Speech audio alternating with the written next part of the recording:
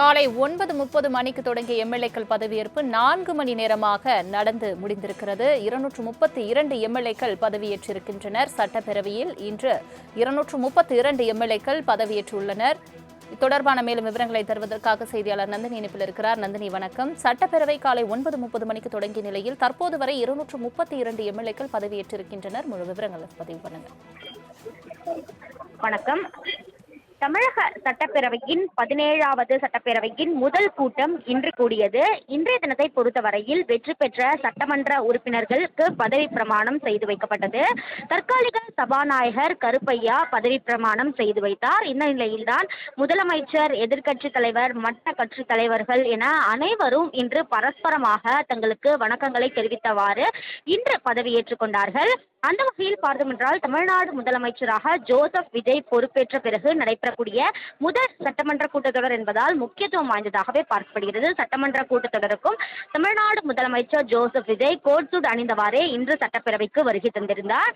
இந்த நிலையில்தான் சட்டப்பேரவை தொடங்கியதும் முதற்கட்டமாக முதலமைச்சர் பதவியேற்றுக் கொண்டார். அதன் தொடர்ச்சியாக அமைச்சர்கள் பொறுப்பேற்றுக் கொண்டார்கள்.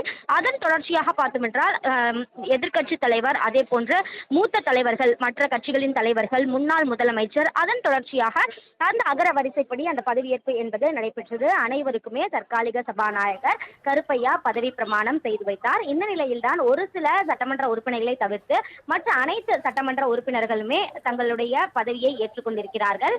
இன்று காலை தொடங்கியவுடன் ஒரு சில சட்டமன்ற உறுப்பினர்களை பொறுத்தவரையில் வெற்றி பெற்றதற்கான சான்றிதழ் கொண்டு வராத நிலையில் அவர்கள் பதவியேற்கவில்லை. ஆனால் அவர்களில் பலரும் வெற்றி பெற்றதற்கான சான்றிதழை இறுதியில் கொண்டு வந்ததன் காரணமாக குறிப்பாக அமைச்சர் கீர்த்தனா உள்ளிட்ட பதவியை ஏற்றுக்கொண்டனர்.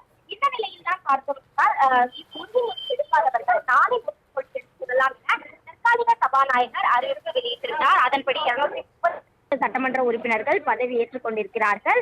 இந்த நிலையில்தான் நாளை சபாநாயகர் மற்றும் துணை சபாநாயகர் தேர்தலுக்கான வேட்புமனு தாக்கல் தற்போது நடைபெற்று வரும் நிலையில் நாளை தேர்தல் என்பது நடைபெற இருக்கிறது. அதன்படிதான் தமிழக வெற்றிக் கழகத்தினுடைய 1000 விளக்கு தொகுதி வேட்பாளராக இருக்கக்கூடிய வெற்றி பெற்றிருக்கக்கூடிய ஜேசிடி பிரபாகர் சபாநாயகராக தேர்வு செய்யப்படலாம் என்ற ஒரு தகவலும் வெளியாகி இருக்கிறது. அது தொடர்பான அதிகாரப்பூர்வ அறிவிப்பு என்பது நாளை வெளியாக இருக்கிறது. தற்போது அவர் சட்டப்பேரவையில் சபாநாயகராக தேர்ந்தெடுக்கப்படுவதற்காக வேட்புமனுவை தாக்கல் செய்ய இருக்கிறார். இந்த நிலையில்தான் இன்று 17வது சட்டமன்றத்தின் முதல் கூட்டத்தொடர் நடைபெற்ற நிலையில் 232 சட்டமன்ற உறுப்பினர்கள் பதவியேற்றுக் கொண்டது குறிப்பிடத்தக்கது. தங்களின் முழு விவரங்களுக்கு நன்றி நந்தினி.